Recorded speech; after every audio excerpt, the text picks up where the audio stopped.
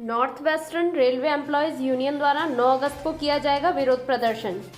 North western railway employees union द्वारा आज press वार्ता का आयोजन किया गया, जहां मंडल अध्यक्ष मोहन चेलानी और मंडल सचिव अरुण गुप्ता ने प्रेस वार्ता की जानकारी देते हुए बताया कि भारत सरकार अपनी नीतियों के तहत सार्वजनिक क्षेत्र के उपक्रमों को निजी हाथों में सौंपने का काम कर रही है, जो कि देश के लिए बेहद घातक सिद्ध होगा। उन्होंने कहा कि भारतीय रेल का भी निजीकरण किया जा रहा है, जिसके विरोध में रेल बचाओ देश बचाओ को ध्यान में रखते हुए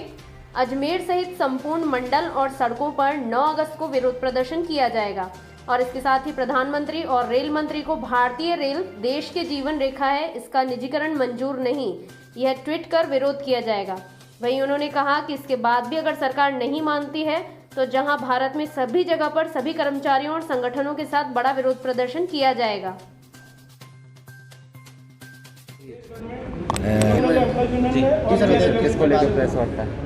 बहुत दुर्भाग्यपूर्ण है कि इस देश में कोरोना संक्रमण की स्थिति बढ़ती जा रही है। 20 लाख से ज़्यादा संक्रमित की संख्या हो गई है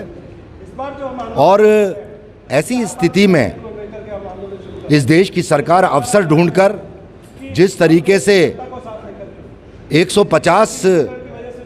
यात्री गाड़ियों का 109 मुनाफे वाले रूट पर निजी ऑपरेटर्स को निजी हाथों में सौंपने के लिए 30,000 करोड़ का नोटिस ऑर्डर जारी करने का काम किया है, उसके विरोध में ऑल इंडिया रेलवेमेंस फेडरेशन ने 9 अगस्त क्रांति दिवस के रूप में 9 अगस्त 2020 से एक पूरी भारतीय रेलवे पे रेल बचाओ देश बचाओ के नाम से एक आंदोलन छेड़ने का काम किया है। और देश के एक एक स्टेशन पर, एक एक रेलवे कॉलोनी में, सड़कों पर,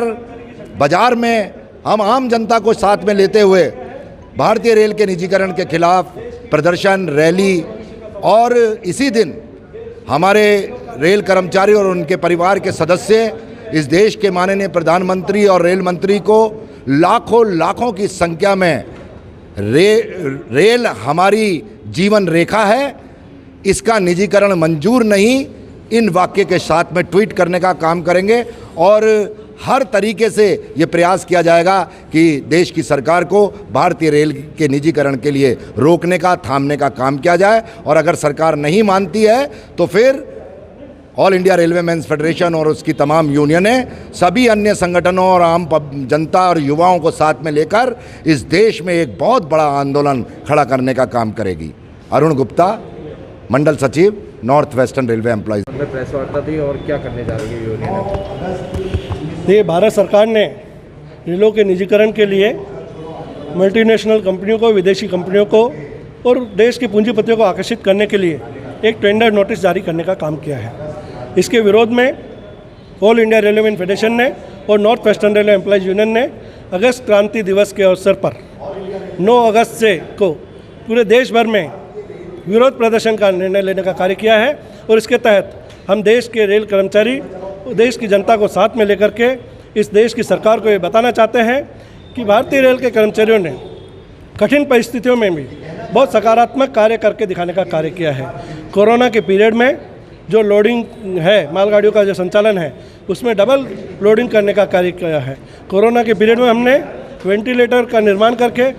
आइसोलेटेड कोचेज़ का निर्माण करके, दूसरे चिकित्सा उपकरणों का निर्माण करके इस देश को देने का काम किया है। और तो और हम आपको बता दें कि जो विदेशों से आयातित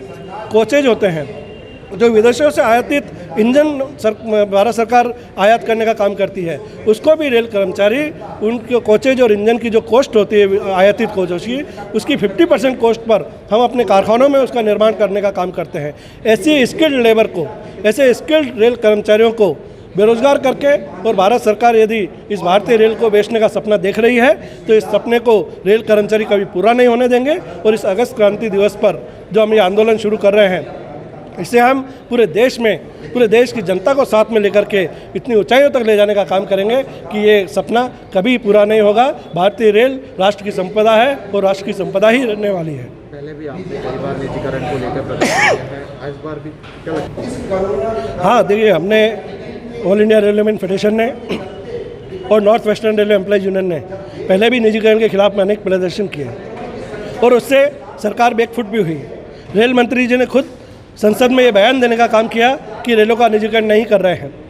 फिर जब संसद से बाहर आते हैं तो फिर से उसी प्रक्रिया को दोहराने का काम करते हैं। इस बार हमने आर पार की लड़ाई लड़ने का निर्णय लेने का काम किया है और निश्चित तौर पर देश में भारतीय रेल का निजीकरण नहीं होगा, इस संकल्प के साथ में हम इस आंदोलन को आगे बढ़ा रहे हैं।